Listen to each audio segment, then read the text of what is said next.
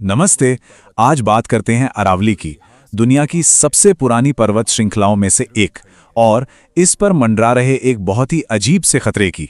एक ऐसा खतरा जो बंदूक या बुलडोजर से नहीं, बल्कि सिर्फ एक परिभाषा बदलने से पैदा हुआ है।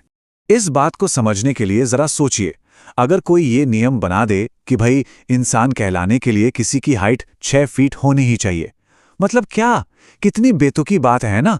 लेकिन यही बेतुकापन, यही अजीब सा लॉजिक आज हमारी कहानी के केंद्र में है। तो सवाल यह है कि क्या हो अगर ठीक यही लॉजिक एक पूरी की पूरी पर्वत श्रृंखला को नक्शे से मिटाने के लिए इस्तेमाल किया जाए। सुनने में भले ही अजीब लगे, पर आज अरावली रेंज के साथ कुछ ऐसा ही हो रहा है। आइए पड़ताल करते हैं कि कैसे सिर्फ कागज पर एक परिभाषा बदलने से जमीन पर पहाड़ गायब हो सकते हैं।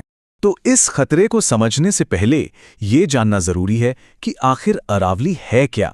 देखिए, ये सिर्फ पहाड़ों की एक लाइन नहीं है, ये उत्तर भारत के लिए एक तरह का सुरक्षा कवच है, एक नेचुरल लाइफलाइन। ये कोई आज की बनी हुई रेंज नहीं है, ये तो हिमालय से भी पुरानी है। सोचिए, 692 किलोमीटर लंबी, गुजरात से शुरू होकर राजस्थान, हरियाणा और फिर दिल्ली तक। अरे, हमारा राष्ट्रपति भवन भी तो रायसीना हिल्स पर है, जो इसी का हिस्सा है। ये थार रेगिस्तान को आगे बढ़ने से रोकती है। इसकी सबसे ऊंची चोटी गुरु शिखर है, और जयपुर के शानदार किले भी तो इसी की गोद में बसे हैं। मतलब ये सिर्फ पत्थर नहीं, ये हमारा इतिहास है, हमारी धरोहर है। तो अब आते हैं उस परिभाषा पर जिसने सारा खेल बदल दिया। सुप्रीम कोर्ट ने इसे स्वीकार कर लिया है और ये कहती है कि कोई भी पहाड़ी अरावली का हिस्सा तभी मानी जाएगी जब पहला, वो अपने आसपास की जमीन से कम 100 मीटर ऊंची हो, और दूसरा, वो किसी दूसरी ऐसी ही पहाड़ी से 500 मीटर के अंदर हो। सुनने में तो बड़ा सीधा साधा नियम लगता है ना, पर इसका असली मतलब यह है कि अगर कोई पहाड़ी 99 मीटर भी ऊंची है तो अब वो लीगली अरावली नहीं है। बस इतनी सी बात।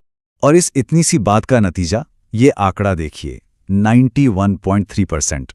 इसका मतलब यह है कि अरावली की 1281 पहाड़ियों में से 1133 पहाड़ियां रातों रात कानूनी सुरक्षा के दायरे से बाहर हो गईं। मतलब लगभग 91% अरावली रेंज अब खनन और कंस्ट्रक्शन के लिए पूरी तरह से खुली है। तो चलिए अब जरा देखते हैं कि इस कागजी बदलाव का जमीन पर क्या असर पड़ेगा। ये सिर्फ कुछ पहाड़ियों के गायब होने की कहानी नहीं है, ये एक डोमिनो इफेक्ट है। एक के गिरने से सब गिरेंगे। ये एक के बाद एक आने वाली कई आपदाओं की शुरुआत है। पहला नतीजा, रेगिस्तान का हमला। देखिए, अरावली ना थार रेगिस्तान के लिए एक दीवार की तरह खड़ी है। ये राजस्थान से आने वाली धूल भरी आंधियों और गर्म हवाओं को रोकती है। अब सोचिए, अगर ये दीवार 90% तक टूट जाए तो क्या होगा? वो रेगिस्तान सीधा दिल्ली, एनसीआर, हरियाणा और पश्चिमी यूपी की हरी भरी जमीन पर धावा बोल दे। दूसरा नतीजा, जानवरों के रास्ते बंद। ये पूरी रेंज रणथंबोर से सरिस्का जैसे बड़े रिजर्व्स के बीच एक नेचुरल वाइल्ड लाइफ कॉरिडोर है, एक तरह का हाईवे जिस पर बाघ, तेंदुए और दूसरे जानवर आते जाते हैं। अब अगर ये हाईवे ही बीच बीच में से तोड़ दिया जाए तो जानवर अपने ही जंगल में कैद होकर रह जाएंगे। नतीजा, इनब्रीडिंग और धीरे धीरे पूरी प्रजाति का जेनेटिक डेड। तीसरा नतीजा, पानी का भयानक संकट। अरावली की जमीन, जानते हैं, एक विशाल स्पंज की तरह है। ये बारिश के पानी को सोखती है और हमारे ग्राउंड वाटर को रिचार्ज करती है। अब आप इस स्पंज को हटाकर वहां कंक्रीट बिछा देंगे तो क्या होगा? जाहिर है, पानी जमीन में जाएगा नहीं, तो ऊपर शहरों में बाढ़ आएगी और जमीन के नीचे सूखा पड़ेगा। दोनों तरफ से मार। और चौथा नतीजा, जहरीली हवा। अरावली के जंगल दिल्ली एनसीआर के फेफड़े हैं, एक नेचुरल एयर फिल्टर जो धूल और PM 2.5 जैसे जहरीले कणों को सोख लेते हैं, राजस्थान से आने वाली धूल भरी आंधियों को रोकते हैं। अब जब ये फेफड़े ही नहीं रहेंगे तो आप सोच सकते हैं कि दिल्ली की हवा कितनी और ज्यादा जानलेवा हो जाएगी। और लिस्ट यहीं खत्म नहीं होती। जंगलों की जगह कंक्रीट आएगा तो तापमान बढ़ेगा, हीट आइलैंड बनेंगे, जानवर बेघर होंगे तो शहरों में घुसेंगे, ह्यूमन एनिमल कॉन्फ्लिक्ट बढ़ेगा, फूड चेन टूटेगी, जैव विविध खत्म होगी, खेती पर असर पड़ेगा। मतलब ये एक ऐसी तबाही है जिसके असर हर तरफ महसूस होंगे। तो अभी तक तो हम सिर्फ 100 मीटर वाले नियम की बात कर रहे थे, पर असली कहानी में एक और बड़ा पेच है। असली खेल 100 मीटर के नंबर में नहीं, बल्कि इस बात में है कि ये 100 मीटर नापे कैसे जाएंगे। देखिए, पूरी दुनिया में किसी भी चीज की ऊंचाई नापने का एक स्टैंडर्ड तरीका है, मीन सी लेवल से, यानी समुद्र तल से। ये फिक्स्ड है, साइंटिफिक है। लेकिन अरावली के लिए बनाए गए इस नए नियम में क्या लिखा है?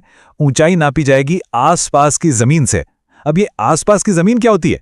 इसकी कोई परिभाषा ही नहीं है। ये एक ऐसा शब्द है जिसके साथ आप जैसे चाहें वैसे खेल सकते हैं, और यहीं से सारा खेल शुरू होता है। अब समझिए कि इस एक लूप होल का फायदा कैसे उठाया जा सकता है। मान लीजिए एक पहाड़ी है जो 103 मीटर ऊंची है, तो कानून के हिसाब से वो सुरक्षित है, प्रोटेक्टेड है। अब कोई बिल्डर क्या करेगा?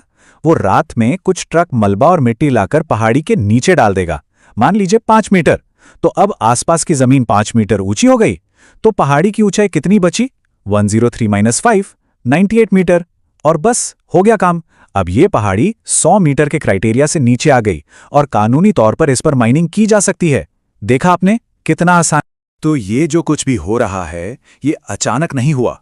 ये लड़ाई दशकों पुरानी है, विकास और पर्यावरण के बीच की एक लंबी कशमकश। चलिए एक नजर डालते हैं कि हम आज इस खतरनाक मोड़ पर आकर कैसे खड़े हो गए।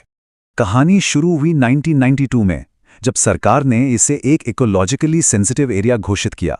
फिर 2002 में सुप्रीम कोर्ट ने हरियाणा में माइनिंग पर बैन लगाया। 2009 में इस बैन को और सख्त किया गया। पर अब 2024 में सुप्रीम कोर्ट ने ही इस नई 100 मीटर वाली परिभाषा को मान लिया, जिसने 91.3% रेंज को खतरे में डाल दिया है। देखिए, पहले भी कोर्ट ने इसे बचाने की कोशिशें की हैं, पर इस बार तो खेल के नियम ही बदल दिए गए हैं। सुरक्षा का जो आधार था, उसी को खत्म कर दिया गया है।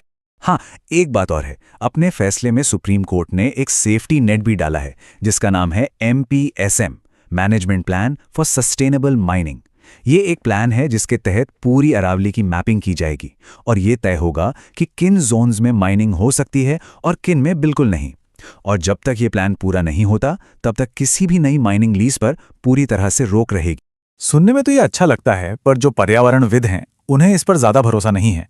उन्हें डर है कि कहीं इतिहास खुद को ना दोहरा दे, क्योंकि ऐसा ही एक प्लान झारखंड के सारंडा जंगल के लिए बना था और नतीजा ये हुआ कि जिन 80% इलाकों को नो माइनिंग जोन घोषित किया गया था, उन्हें बाद में सरकारी दबाव में माइनिंग के लिए खोल दिया गया।